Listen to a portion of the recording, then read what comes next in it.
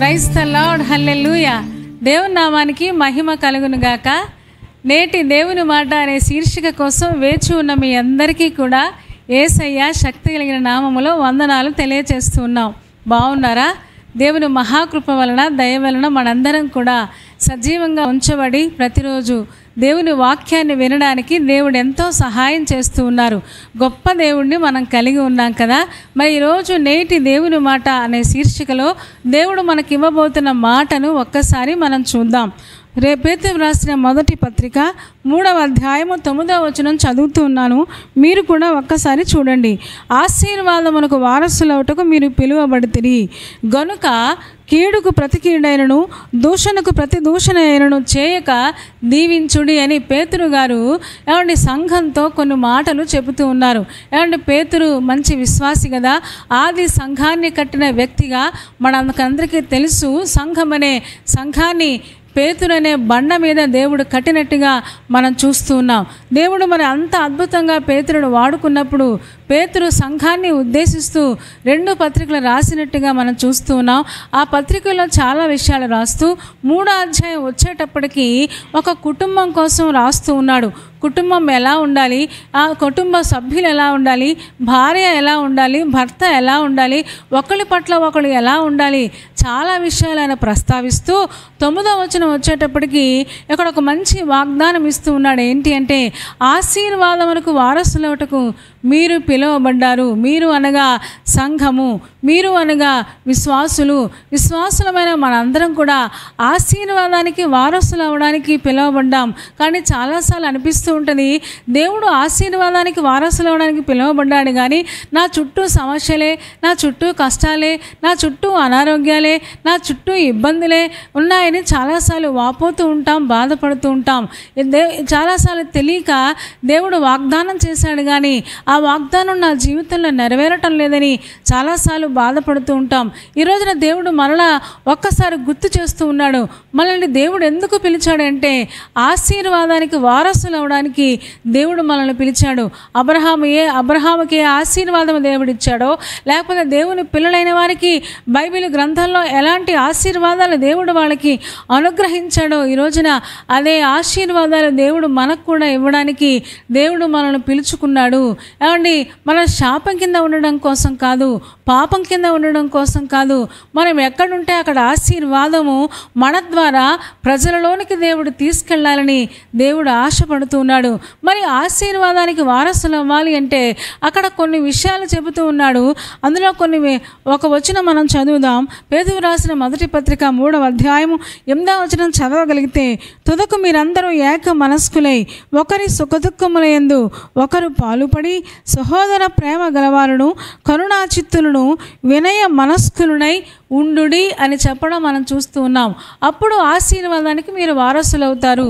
మీరు వారసులే కానీ ఆశీర్వాదం మీ తరతరాలు ఉండాలి అంటే మనం చేయాల్సిన కొన్ని విషయాలు అక్కడ ఉన్నాయి.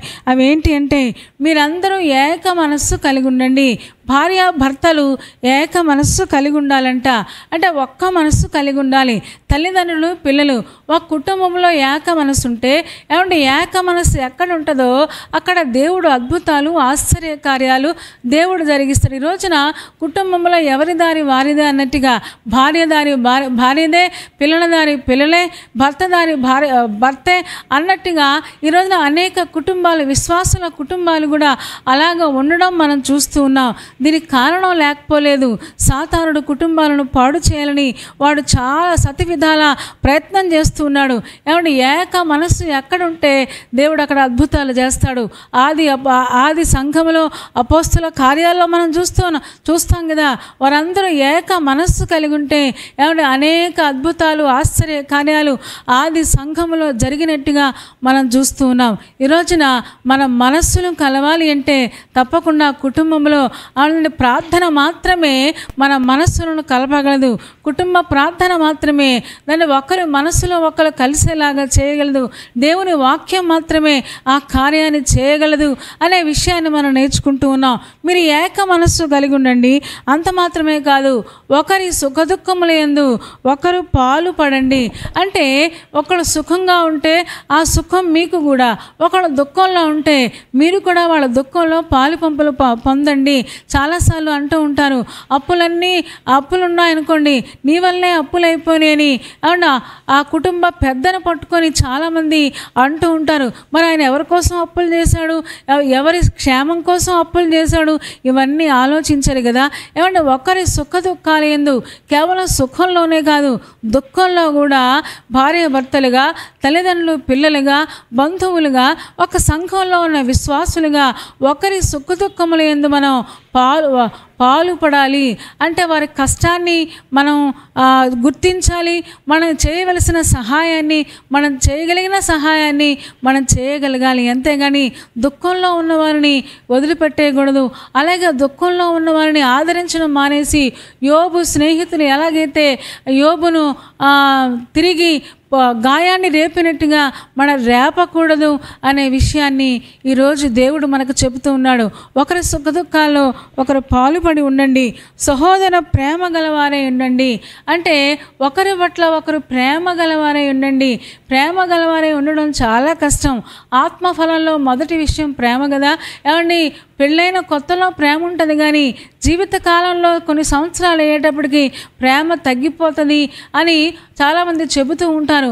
ప్రేమ తగ్గడానికి కారణం ఏంటి అంటే వాక్యము చేత కుటుంబాలు సంధించబడట్లేదు. పరిశుద్ధాత్మ ద్వారా దేవుని ప్రేమ మనలో పోయబడుతుంది అనే లేఖనంలో మనం చూస్తూ ఉన్నాం. ప్రేమ సమాధానమే కర్త అయిన దేవుడు మన హృదయంలో ఉంటే తప్పకుండా ఆత్మ ఫలమైన ప్రేమను మనం ఫలించగలం. మీరు ప్రేమ కలిగి ఉండండి, సహోదర ప్రేమ కలిగి ఉండండి. ఒకరి పట్ల ఒకరు ప్రేమ కలిగి, ఆ ప్రేమ దోషాలన్నింటినీ కప్పేస్తుంది కదా. అలాగే భర్త దోషాన్ని భార్య కప్పాలి, అలాగే భార్య దోషాలని భర్త కప్పాలి. అంతేగాని ఒకరినొకరు నిందించుకుంటూ, ఒకరినొకరు అందరి ముందు షేమ్ చేసుకుంటూ ఉండడానికి కోసం దేవుడు మనల్ని పిలవలేదు కదా. అలా ఉంటే మనకు ఆశీర్వాదానికి బదులు శాపం వస్తుంది కదా. అందరికీ చులకనైపోతాం కదా. చాలాసార్లు ఈ విషయాలు చాలామందికి తెలియక తమ కుటుంబాన్ని బయట పెట్టుకుంటూ ఉంటారు. ఏమంటే ఇంటి గుట్టు లంకకు చేటు అని చెబుతూ ఉంటారు కదా.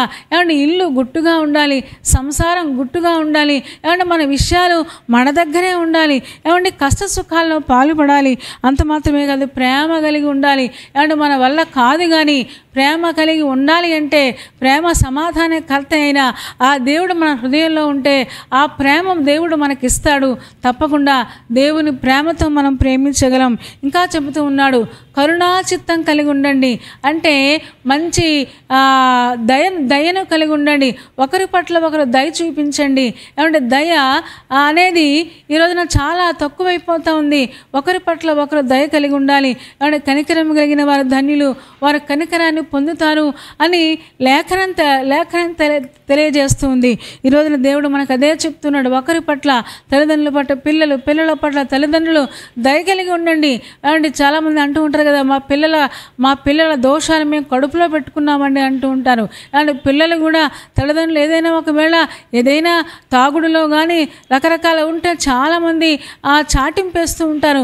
మన కడుపులో పెట్టుకొని మన దేవునికి ప్రార్థన చేస్తే తప్పకుండా ఆ విషయం నుంచి దేవుడు విడుదలిస్తాడు. ఏమంటే వినయ మనస్కులై ఉండండి.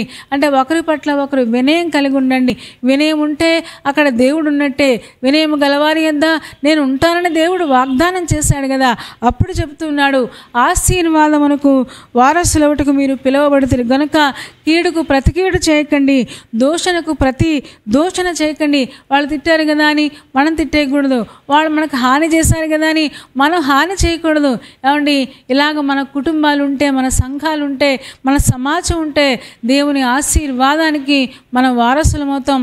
తరతరాలు వారసత్వంగా ఆశీర్వాదాన్ని మన పిల్లలకు మనం ఇవ్వగలం. ఈరోజున అలాంటి కుటుంబాలుగా మన కుటుంబాలు ఉండాలని దేవుడు కోరుకుంటున్నాడు. ఎఫెసీయులకు రాసిన పత్రిక 4వ అధ్యాయం మనం చూడగలిగితే అక్కడ కూడా చాలా చక్కగా చెప్తాడు. ఏంటి అంటే ఎఫెసీయులకు రాసిన పత్రికలో 4వ అధ్యాయము 32వ వచనం చదువుతున్నాను. మీరు కూడా ఒకసారి చూడండి. ఒకని ఎడల ఒకడు దయగలిగి కరుణాహృదయులే క్రీస్తునందు దేవుడు మిమ్మల్ని క్షమించిన ప్రకారము మీరు కూడా ఒకరినొకరు క్షమించండి. క్షమ, ప్రేమ, దయ ఎక్కడ ఉంటాయో ఆ కుటుంబాలు ఆనందంగా, సంతోషంగా, ఆ సంఘాలు ఆనందంగా ఉంటాయి. ఒకరినొకరు క్షమించుకోండి అని చెబుతూ ఉన్నాడు. అదే పౌలు భక్తుడు కొలస్సీలకు రాసిన పత్రిక 3వ అధ్యాయము 12వ వచనం 14వ వచనం చదివితే, కాగా దేవుని చేత ఏర్పరచబడిన వారును పరిశుద్ధులను ప్రియులైన వారికి తగినట్లుగా మీరు జాలి గల మనస్సును, దయాళుత్వమును, వినయమును, సాత్వికమును, దీర్ఘశాంతమును ధరించుకోండి.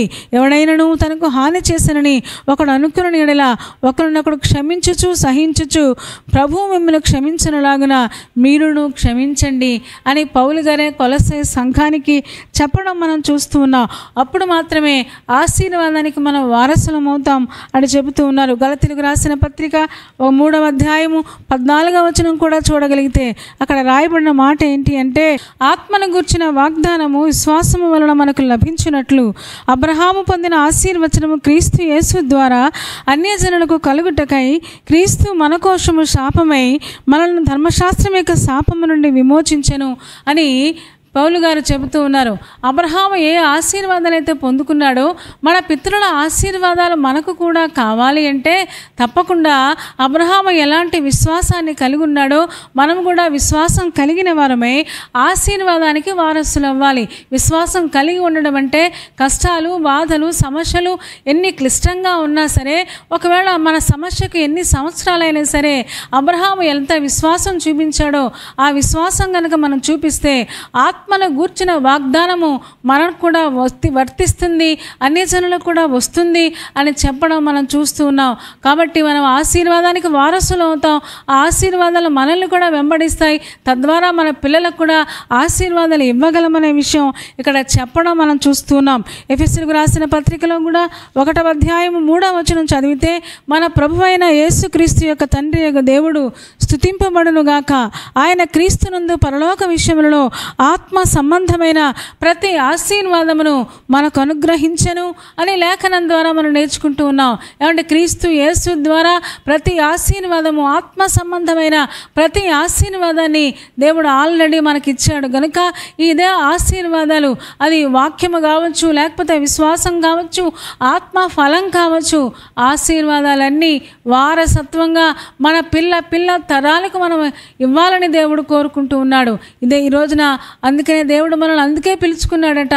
ఆశీర్వాదానికి వారసులు అవడానికి నేను మిమ్మల్ని పిలుచుకున్నాను గనుక మీరు కరుణా చిత్తం కలిగి ఉండండి, వినయ మనసు కలిగి ఉండండి, ఒకరి సుఖదుఖాల్లో ఒకరు పాలు పడండి, ఒకరినొకరు క్షమించుకోండి, ఒకరినొకరు ప్రేమించండి. అలాగా ఆత్మ కలిగించే ఐక్యాన్ని బంధాన్ని కాపాడుకోండి అని చెబుతున్నాడు. ఎప్పుడైతే మన కుటుంబాలలో, మన సంఘాలలో ఈ విషయాలు ఉంటాయో, ఏమంటే ఈ సూత్రాలు మనం పాటిస్తామో తప్పకుండా ఆత్మ సంబంధమైన ప్రతి ఆశీర్వాదము, భౌతిక సంబంధమైన ప్రతి ఆశీర్వాదాన్ని దేవుడు మనకు అనుగ్రహిస్తాడు. అట్టి కృప దేవుడు మనందరికీ దయచేయునుగాక. తలలు వంచండి, కళ్ళు మూసుకోండి, చిన్న మాట ప్రార్థన చేద్దాం. పరిశుద్ధున ప్రేమ కలిగిన మా తండ్రి, నీ పాదాలకు వందనాలు, స్తోత్రాలు చెల్లిస్తూ ఉన్నాం. నువ్వెంత మంచి దేవుడవు నాయన. ఆశీర్వాదానికి వారసులు అవడానికి మమ్మల్ని పిలుచుకున్నందుకు వందనాలు నాయన. ఒకప్పుడు శాపములో, పాపములో ఉన్న మేము తండ్రి నాయన, ఈ రోజున క్రీస్తు యేసు రక్తము ద్వారా విమోచించి నాయన మా పితరులకు ఎలాంటి ఆశీర్వాదాలు మాకు ఇచ్చారో అదే ఆశీర్వాదాలు నాయన క్రీస్తు యేసు ద్వారా మాకు అనుగ్రహిస్తూ ఉన్నందుకు వందనాలు. మేము కూడా నువ్వు చెప్పిన లక్షణాలు మేము కలిగిన వారమే, ఒకరినొకరు క్షమించుకుంటూ, ప్రేమిస్తూ నాయన వినయ మనస్కులంగా ఉంటూ, ఒకరి సుఖదుఖాల్లో ఒకరు పాలు పడుతూ తండ్రి ప్రేమ కలిగి ఉండడానికి మాకందరికీ సహాయం ఇచ్చేము. మా కుటుంబాలు ఒక చిన్న పరలోకంలాగా మీరు చేయండి నాయన. నీ వాక్యము, ప్రార్థన, విశ్వాసము, ఆత్మ సంబంధమైన ఆత్మ ఫలాన్ని మేము ఫలించడానికి మీరే కృప చూపించుము. చేరువచ్చిన ఒక్కొక్క విశ్వాసిని దీవించుము తండ్రి. వారి ప్రయాణాలు, రాకపోకల్లో తోడుగా ఉండండి. ఎగ్జామ్స్లో, ఇంటర్వ్యూస్లో నాయన సఫలత మీరు దయచేయము. నాయన బలహీనంగా ఉంటే ముట్టి స్వస్థపరచండి. పెళ్లి రోజు, పుట్టినరోజు జరుపుకుంటున్న వారిని దీవించుము తండ్రి. నిండైన ఆశీర్వాదాలు మెండుగా మీరు కుమ్మరించండి. రేపటి దినం కోసం మమ్మల్ని సిద్ధపరచుము. యేసయ్య నామంలో ప్రార్థించి వేడుకొనుచున్నాము తండ్రి. ఆమేన్. ఆమెను చెప్పారు కదా, చాలా ఓపికగా శ్రద్ధగా దేవుని యొక్క వాక్యాన్ని మీరు వింటూ ఉన్నారు. మిమ్మల్ని బట్టి మేము చాలా సంతోషపడుతున్నాం. కార్యక్రమం మీకు నచ్చితే లైక్ చేయండి, షేర్ చేయండి. అంత మాత్రమే కదా, ఇంకా ఈ ఛానల్ని సబ్స్క్రైబ్ చేసుకోకపోతే డాక్టర్ స్పర్జన్ యూట్యూబ్ ఛానల్ని సబ్స్క్రైబ్ చేసుకోండి. తద్వారా నోటిఫికేషన్స్ అన్నీ మీకు వస్తాయి, మా కార్యక్రమాలన్నీ మీరు చూడొచ్చు. సరేనా అండి? దేవుని చిత్తమైతే మరలా రేపు ఉదయం మళ్ళీ కలుసుకుందాం. అప్పటి వరకు దేవుని మహాకృప మనందరికీ తోడే ఉండును గాక. ఆమేన్, ఆమేన్.